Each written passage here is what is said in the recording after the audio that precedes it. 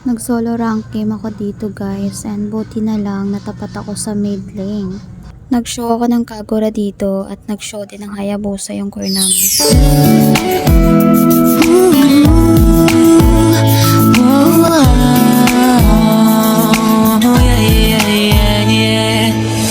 Nakilala kita sa di ko inaasahang pagkakataon. Nakakabigla, para bang sinadya at tinakta ng panahon.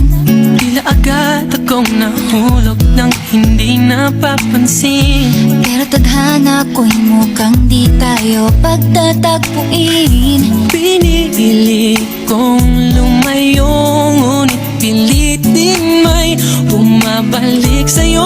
Ikaw pa rin pala ang hanap-hanap para pa, na kahit magpanggap di matatago na ang iyong yakap.